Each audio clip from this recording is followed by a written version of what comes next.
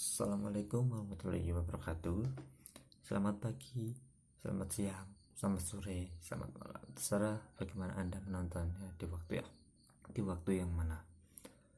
Oke, kenalkan, nama saya Winaldi Dava Sasongkohati dengan NIM 210900000241 dari Fakultas Psikologi, Prodi Psikologi. Di sini saya akan menjelaskan tentang Pancasila sebagai dasar negara. Pancasila sebagai dasar negara itu Pancasila dalam pengertian ini sering disebut dasar falfalah negara atau filosofi Grand Slam, ideologi negara atau statut. Dalam hal ini Pancasila digunakan sebagai dasar mengatur pemerintahan negara. Atau dengan kata lain, Pancasila digunakan sebagai dasar negara untuk mengatur penyelenggaraan negara. Oke. Pengertian Pancasila sebagai dasar negara seperti dimasukkan di atas sesuai dengan bunyi pembukaan Undang-Undang Dasar 1945 yang menyatakan seperti ini. Maka disusunlah kemerdekaan kepada kebangsaan Indonesia itu dalam suatu undang-undang dasar yang berbentuk dalam susunan negara Indonesia yang berkedaulatan rakyat dengan sasaran kepada, dan bisa dilihat di undang-undang dasar. Dipandang dari segi morfologi bahasa Indonesia, kata berdasar berasal dari kata dasar yang diberi awalan ber menjadi berdasar.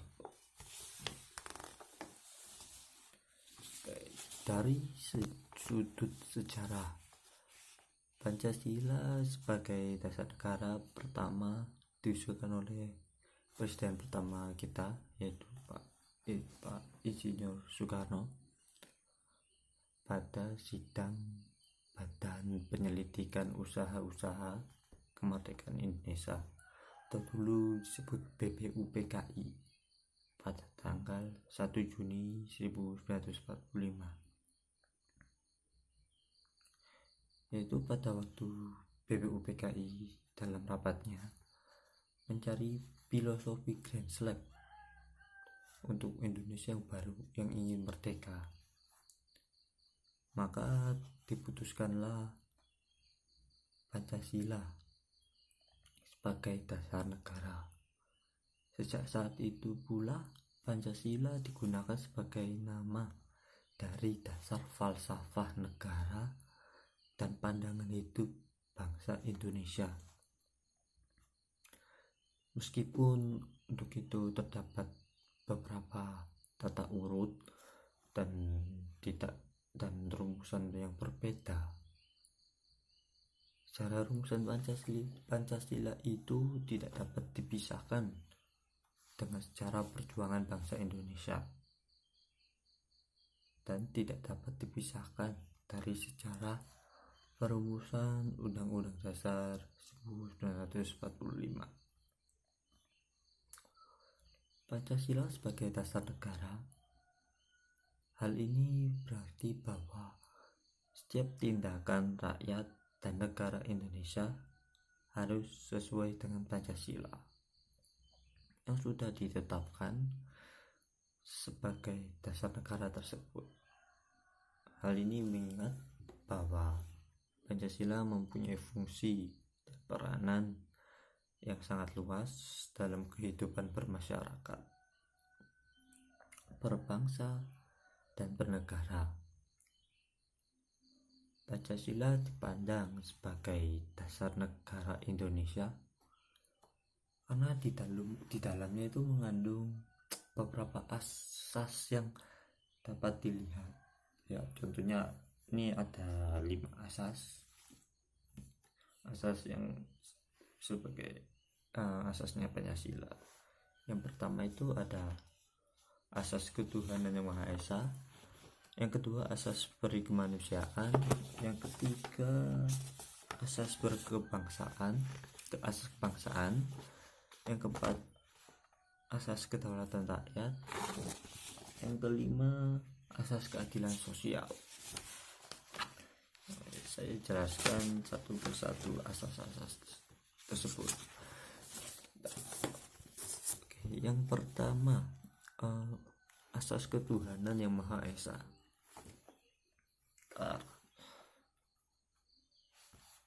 Di dalam pembukaan Undang-Undang 1945 pada alinea keempat disebutkan ini, maka disusunlah kemerdekaan kebangsaan Indonesia itu dalam suatu UUD Indonesia atau Undang-Undang Dasar Indonesia yang berkedaulatan rakyat dan berdasarkan ketuhanan yang Maha Esa. Itu isi salah satu isi Undang-Undang Dasar 1945 pada alinea keempat. Realisasi dari asas ketuhanan yang Maha Esa tercermin dalam 3 bidang. Dalam 3 bidang ini yaitu ada bidang eksekutif, bidang legislatif, dan bidang yudikatif.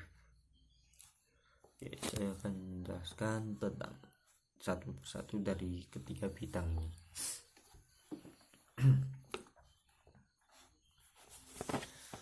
Untuk bidang eksekutif,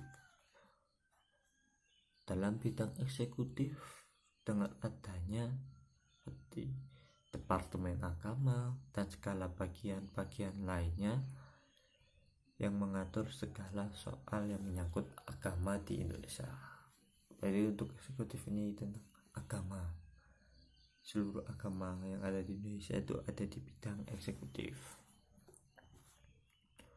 Untuk yang kedua itu bidang legislatif.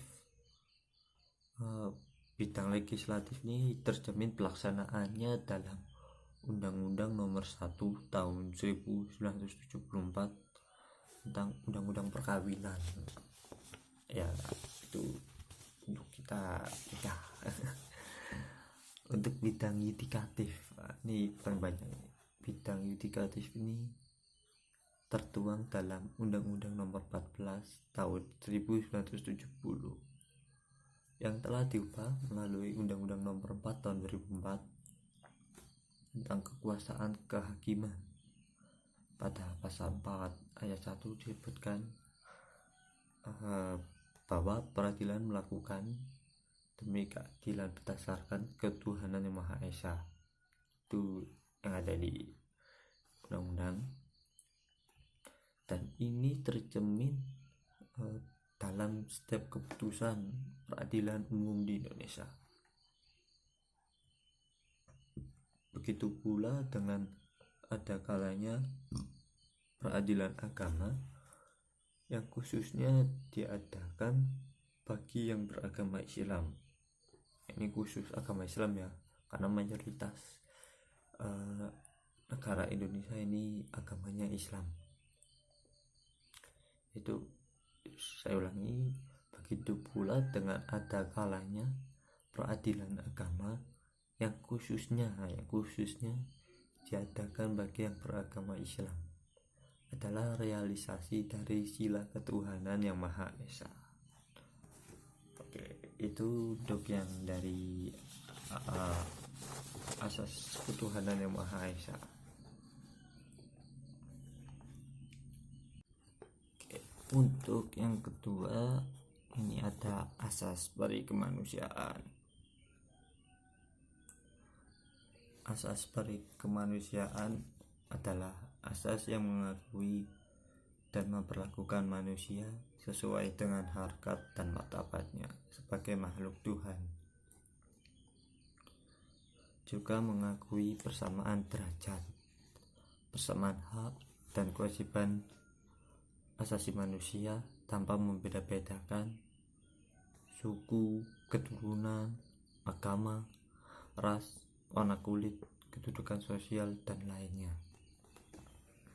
Untuk asas peri kemanusiaan ini saya jelaskan dikit saja, tidak banyak. Di dalam pembukaan Undang-Undang Dasar 1945 dan juga pasal 34 itu merupakan perwujudan dari asas peri kemanusiaan ada dalam hukum positif Indonesia dalam kehidupan sehari-hari. Hal ini terlibat pada lembaga-lembaga yang didirikan untuk menampung segala yang tidak seimbang dalam kehidupan sosial. Contohnya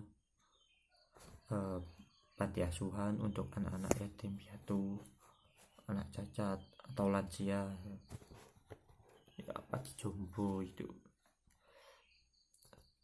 Untuk dari segi legislatif dapat dilihat dari lahirnya undang-undang perburuan yang menghilangkan prinsip penghisapan manusia oleh manusia. Dalam bidang eksekutif itu terbentuknya Departemen Sosial yang menanggulangi masalah kemanusiaan. Contohnya Direktorat Bencana Alam yang memberikan bantuan bagi masyarakat yang tertimpa musibah, bencana alam dan sebagainya. Itu untuk asas peri kemanusiaan. Yang ketiga ini ada asas kebangsaan. Dalam asas kebangsaan, setiap warga negara mempunyai kedudukan, hak dan kewajiban yang sama. Jadi haknya sama kewajiban itu dibagi sama bangsa negara ini. Asas ini menunjukkan bahwa bangsa Indonesia bebas untuk menentukan nasibnya sendiri dan berdaulat, yang berarti pula bahwa bangsa Indonesia tidak membolehkan adanya campur tangan atau intervensi dari bangsa lain dalam mengenai urusan dalam negeri. Ya, contohnya nggak boleh kayak Amerika ikut urusan negara Indonesia, itu tidak boleh. Ya, asas kebangsaan tertuang pula dalam simbol atau lambang negara Republik Indonesia. Lambang negara Republik Indonesia itu Garuda Pancasila. Ya, saya ulangi, asas kebangsaan tertuang pula dalam simbol atau lambang negara Republik Indonesia, yaitu Garuda Pancasila. Dalam pasal 36A bendera kebangsaan yaitu Sang Saka Merah Putih. Dalam pasal 35 bahasa persatuan yaitu bahasa Indonesia. Dalam pasal 36 lagu kebangsaan Indonesia yaitu Indonesia Raya. Dalam pasal 36B dan lambang persatuan dan kesatuan Indonesia yaitu Bhinneka Tunggal Ika dalam pasal 36A.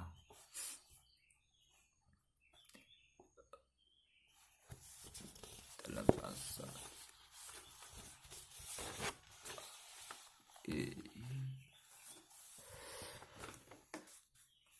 di samping itu, asas kebangsaan termuat dalam pembukaan alinea pertama dan pasal-pasal UUD 1945.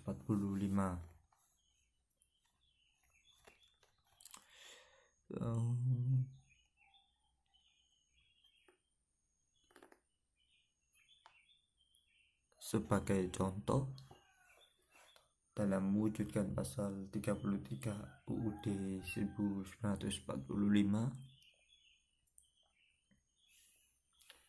bahwa bumi, air, dan kekayaan alam yang terkandung di dalamnya dikuasai oleh negara dan dipergunakan untuk kepentingan rakyat.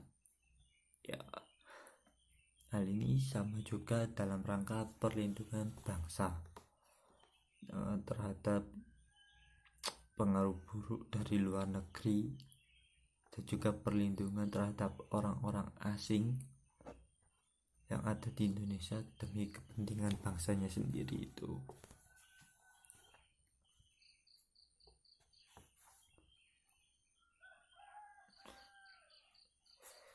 Di bidang legislatif, asas ini terlihat dengan lahirnya Undang-Undang Kewarganegaraan itu UU nomor 12 tahun 2006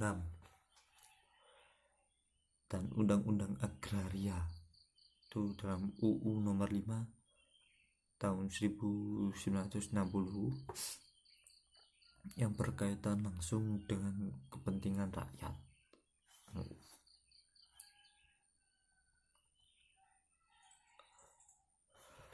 Aplikasi asas kebangsaan dalam pengadilan berupa keputusan apabila terjadi perselisihan antar warga negara Indonesia dengan warga negara asing di Indonesia, di mana yang berlaku adalah undang-undang Indonesia. Jadi semua peraturan tuh diundang-undang oleh Indonesia.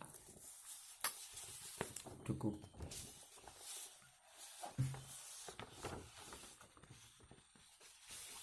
Tinggal 2 lagi ya asasnya ya. Sebentar, saya urutkan dulu.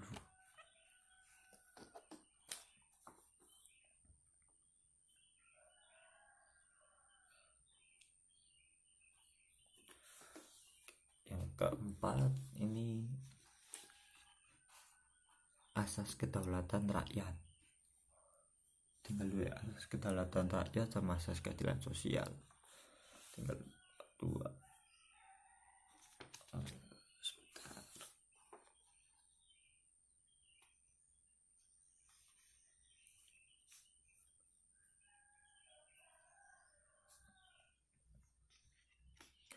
Oke. 4 itu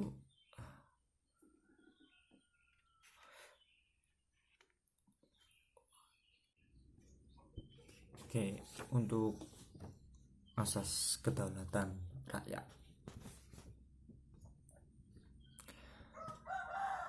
Asas kedaulatan rakyat dalam bidang legislatif merupakan perwujudan dari kedaulatan rakyat dan wewenang yang dimiliki oleh DPR. DPR. Sedangkan dalam yudikatif terlihat bahwa hakim-hakim baru dapat diangkat setelah ada pengusulan dari Komisi Yudisial atau KY kepada anggota DPR untuk mendapat penetapan yang selanjutnya diangkat oleh Presiden.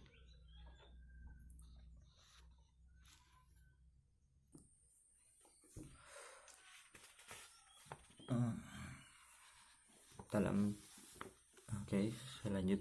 Dalam pembukaan UUD 1945,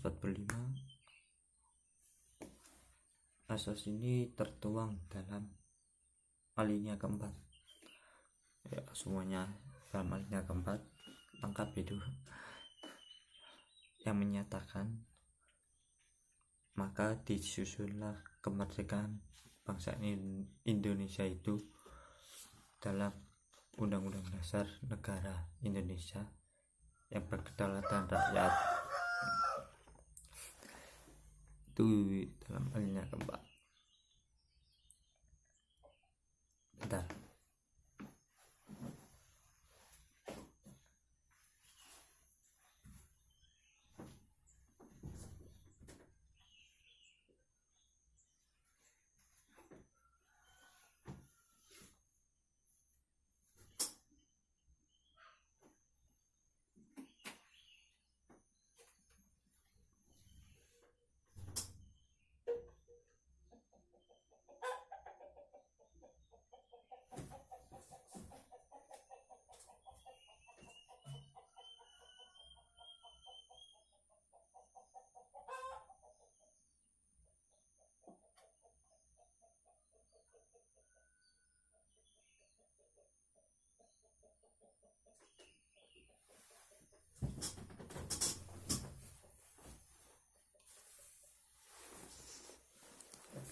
maaf nama. Oke, sampai mana tadi? Oh iya, asas kedaulatan rakyat.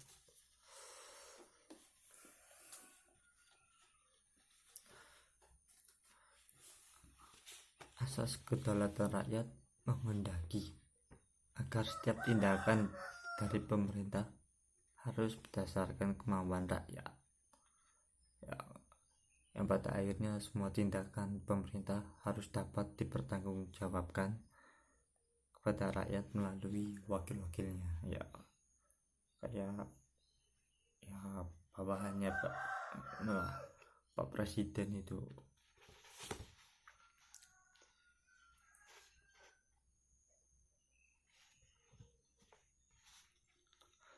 Penjelmaan dari ketetapan ini dapat dilihat pada persetujuan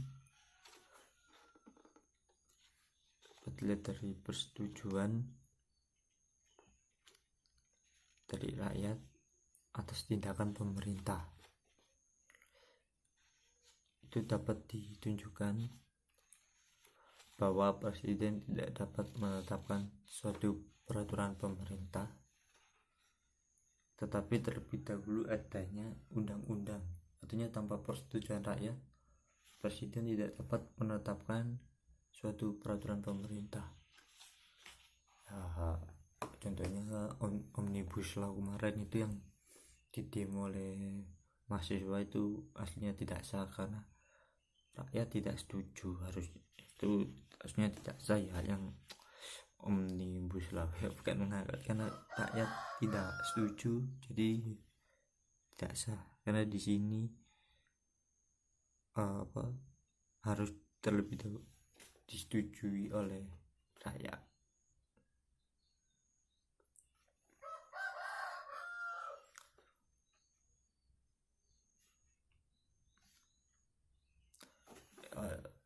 Presiden jangan asal buat peraturan langsung setuju tapi rakyatnya yang salah.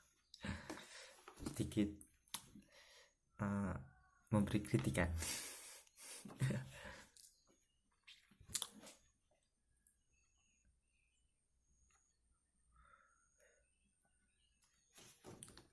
Dan akhirnya presiden harus memberikan pertanggungjawabnya. Ini habis buat peraturan pemerintah telah disetujui, baru dikirimkannya ke badan MPR, badan legislatif MPR, yang merupakan penjelmaan dari rakyat Indonesia yang memegang kedaulatan rakyat. Jadi Pak Presiden itu mengirim berkasnya ke MPR supaya MPR ya harusnya juga tegas ya, setuju nggak setujunya itu.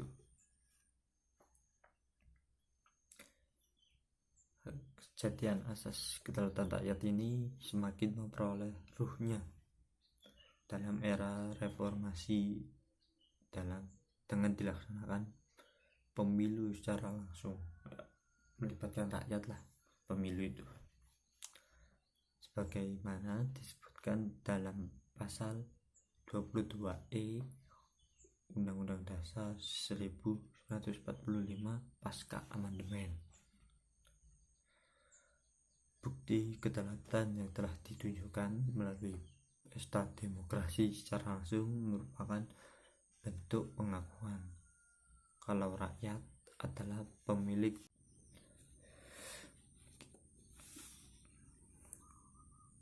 secara langsung. Saya ulang lagi ya, bukti kedaulatan yang telah ditunjukkan melalui pesta demokrasi secara langsung merupakan bentuk pengakuan kalau rakyat adalah pemilik utama negara ini. Itu untuk asas kedaulatan. Yang sekarang ini adalah asas keadilan sosial. Asas terakhir ya dalam 5 asas tersebut.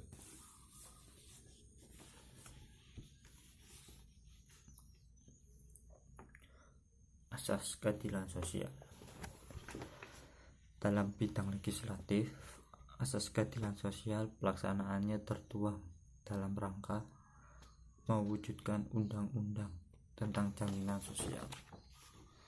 Misalnya, adanya pusat-pusat industri yang memungkinkan timbulnya perselisihan atau sengketa antara pihak pemimpin dan pihak kaum buruhnya,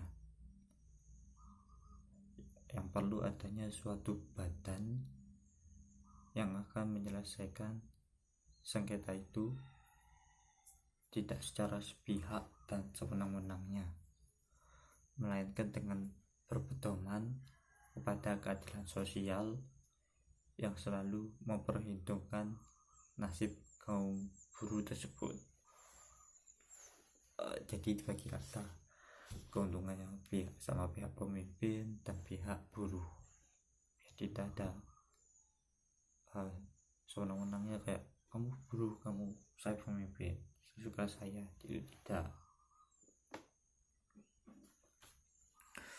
Untuk dalam bidang yudikatif itu terlihat bahwa setiap keputusan hakim senantiasa berpedoman kepada keadilan sosial. Sedangkan dalam bentuk lembaga terlihat adanya lembaga negara yang bergerak di bidang sosial yang menyelenggarakan masalah-masalah sosial dalam negara.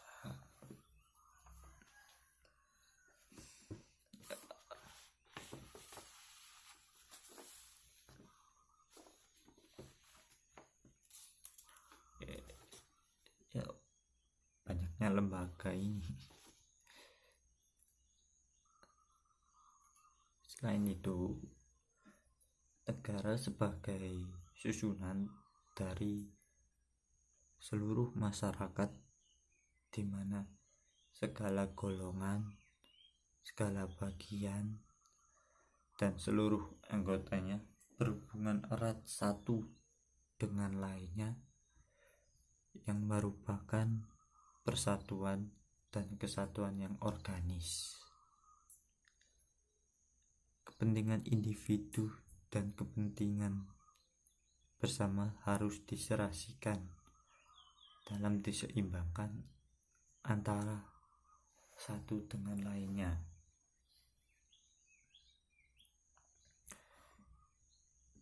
Hidup kenegaraan diatur dalam prinsip solidaritas, menuntut bahwa kebersamaan dan individu tidak dapat dipertentangkan satu dengan lainnya. Boleh berarti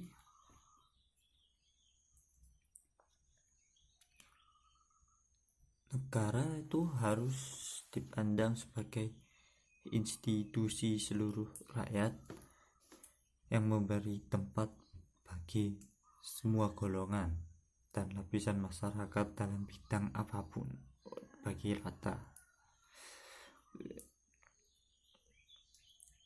Sebaliknya, negara juga bertanggung jawab atas kemerdekaan dan kesejahteraan semua warga negara. Sebaliknya, negara juga bertanggung jawab atas kemerdekaan dan kesejahteraan semua warga negara. Tujuan negara itu adalah kesejahteraan umum. Oleh karena itu, negara tidak mempersatukan diri dengan golongan terbesar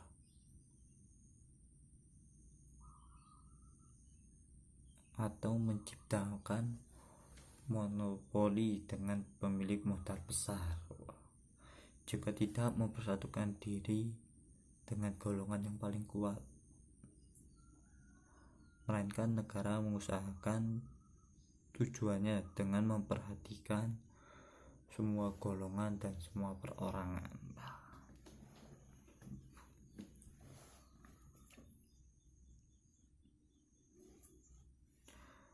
Negara mempersatukan diri dengan seluruh lapisan masyarakat